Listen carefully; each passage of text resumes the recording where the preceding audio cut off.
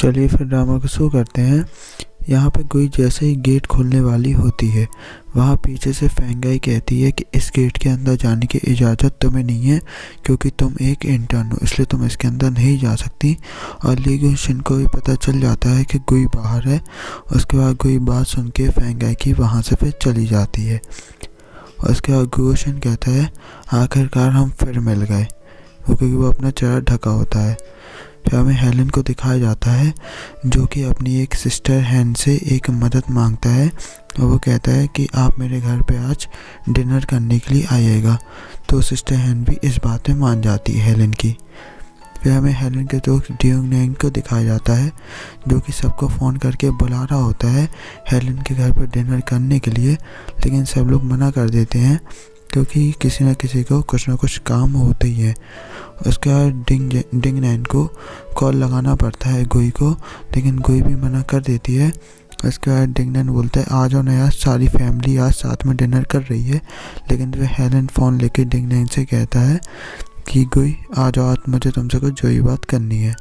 उसके बाद गुई जाने लगती है, लेकिन चैंग उसे मना कर रहा होता है कि तुम मत जाओ क्योंकि तुम पहले से बहुत ज़्यादा हर्ट हो, हेलन की ऐसी हरकतों पे कुछ और ना हो जाए। लेकिन कोई कहती है कुछ भी नहीं होगा, तुम चिंता मत करो। तो चैंग कहता है अगर कोई भी तुम्हें मेरी वहाँ पे ज़रूरत पड़ती है तो तुम मुझे तुरंत कॉल करोगी बिना भी किसी दिक्कत के। तो कोई मान जाती है इस बात पे। फिर हमें गुई और हेलन को दिखाया जाता है जो लोग डिनर टेबल पर होते हैं और बाकी लोगों का इंतजार कर रहे होते हैं। और डिंग डैंग समझ जाता है इन दोनों के बीच कुछ अनबन चल रही है। तो डिंग डैंग जाके कहता है कि हम सब लोग बहुत अच्छे दोस्त हैं, इससे तुम लोग को ऐसे लड़ाई नहीं करना चाहिए, चलो अब स्माइल कर दो।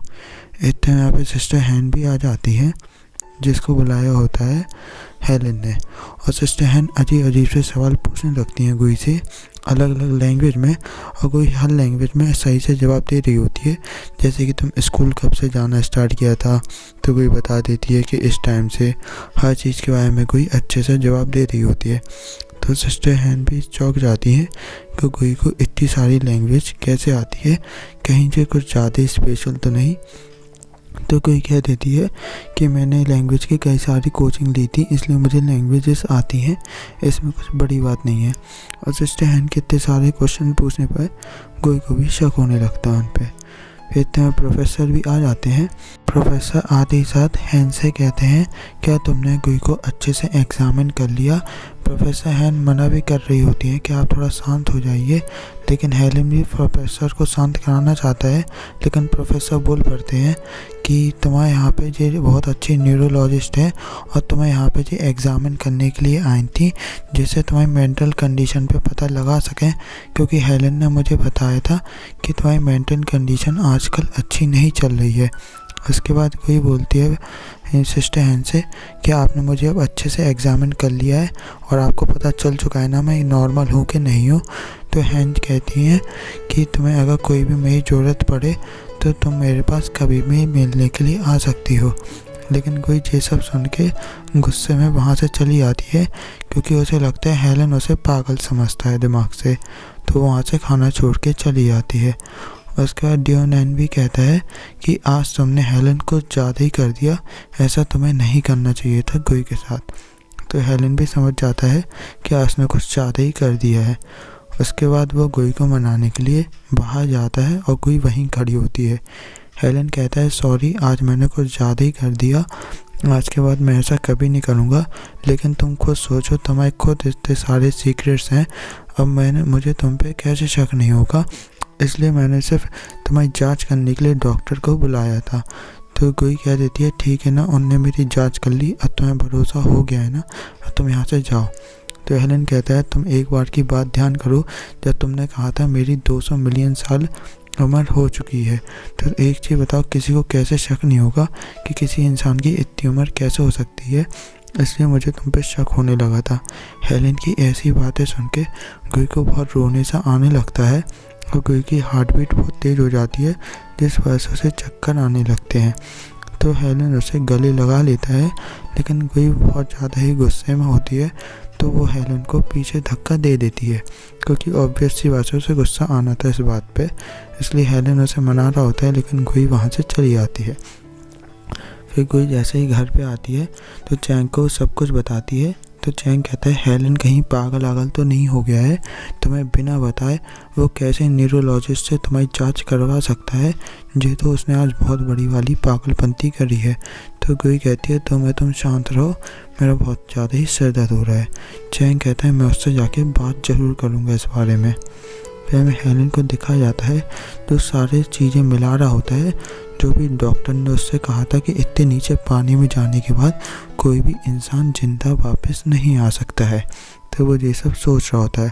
और प्रोफेसर ने भी उससे कहा था कि इतने कभी कभी मेमोरी में कुछ ना कुछ डिफ़ॉल्ट आ जाते हैं कोमा से आने के बाद। लेकिन वो जब जिंग की बात याद करता है कि वो इतने गहरे पानी से कैसे ऊपर आ सकती है, तो हेलन समझ जाता है कहीं कोई पानी के नीचे बदल तो नहीं गई थी, जिस वजह से वो मोमो बन के तो डूबी थी लेकिन गोई बन के बाहर आई थी, यानी एलियन बन के। फिर हमें दिखाया जाता है प्रोफेसर गो शेन को, जो फिर से 2 लोगों के ऊपर अपने केमिकल से रिसर्च कर रहा होता है। लेकिन इस केमिकल के बारे में हमें बताया नहीं जाता है कि वो इस केमिकल से क्यों रिसर्च कर रहा होता है इन लोगों पे, हमें आगे पता चलेगा। उसका गो शेन का जे रिसर्च भी फेल हो जाता है, उसे लगता है, तो सबके वो लॉक खोल देता है। लेकिन इतने में जो लोग वापस से जिंदा हो जाते हैं और इनकी आंखें लाल हो जाती है और वो गो शेन पे हमला करते हैं, लेकिन गो शेन बच जाता है। उसका गो शेन बताता है डॉक्टर ई को कि हमारा एक्सपेरिमेंट फिर से फेल हो चुका है। तो डॉक्टर ई इस बात पे बहुत गुस्सा हो जाते हैं गो शेन पे और उससे कहते हैं कि अगर अब एक और एक्सपेरिमेंट तुम्हारा फेल होता है तो मैं तुम पे इन्वेस्टमेंट करना बंद कर दूँगा, यानी कि पैसे देना बंद कर दूँगा तुम्हें। फिर हमें बॉडीगार्ड को दिखाया जाता है जो अपनी टीम को बता रही होती है कि हमारे 2 लोग खो चुके हैं, जो कि oriental university of science research lab में गए थे जहाँ पे गोई काम करती है, और वहाँ से हमारे 2 लोग अभी तक वापस नहीं आ पाए हैं। और यहाँ पे बहुत सारे लोग मिसिंग होते रहते हैं, क्योंकि यहाँ पे एक्सपेरिमेंट गोशन एक्सपेरिमेंट करता है, तो यहाँ पे बहुत सारे लोग खो जाते हैं, वो मार देता है गोशन उन्हें। फिर हमें दिखाया जाता है बॉडीगार्ड खुद जाके वहाँ पर रिसर्च करने लगती है इन सब चीज़ों के बारे में। लेकिन वो जैसे ही लैब में घुसने वाली होती है, वहाँ पे फेंगाई और जुन आ जाता है और फेंगाई कहती है तुम यहाँ पे क्या कर रही हो। तो बॉडीगार्ड बताती है कि मैं यहाँ पे कॉफ़ी और खाना डिलीवर करने के लिए आई हूँ।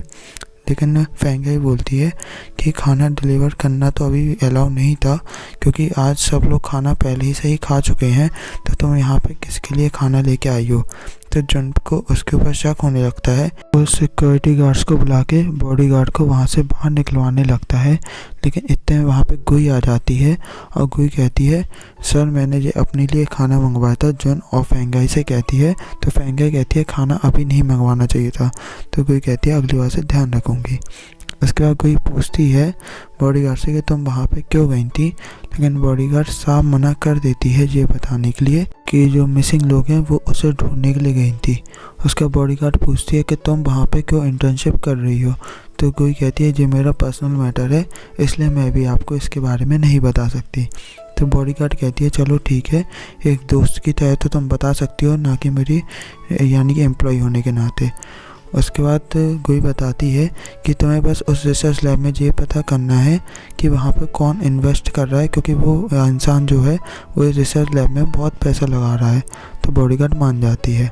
हमें गोई को दिखाया जाता है जब सब लोग चले जाते हैं तो रिसर्च लैब में आके उस पत्थर के ऊपर देखने लगती है कि अभी तक क्या क्या रिसर्च हुई है। लेकिन इतने में वहाँ पर डायरेक्टर ये आ जाता है, तो गोई ऊपर जाके छुप जाती है।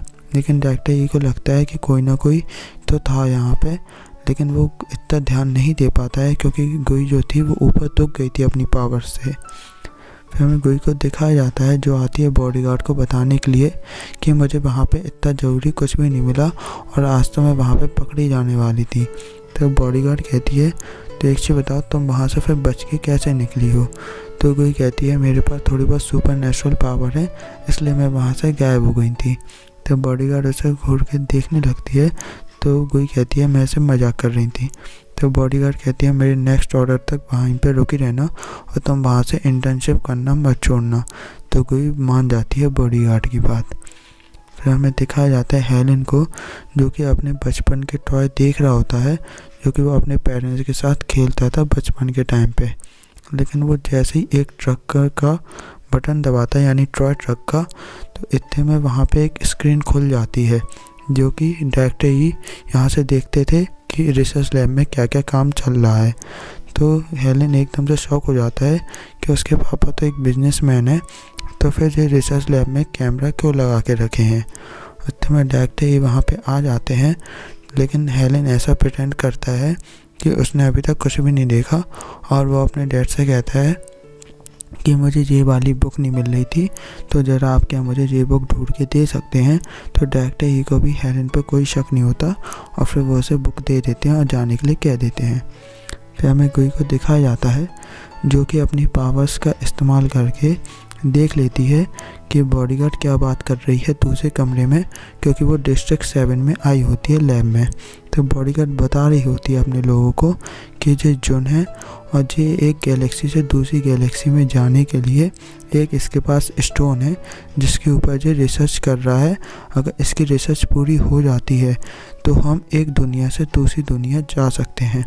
तो लेकिन उसके टीममेट कहते हैं ये तो इम्पॉसिबल है, लेकिन बॉडीगार्ड कहती है ये पॉसिबल है इस पत्थर की वजह से, क्योंकि इस पत्थर के अंदर इतनी शक्ति है कि हमें एक दुनिया से दूसरी दुनिया पहुंचा सकती है।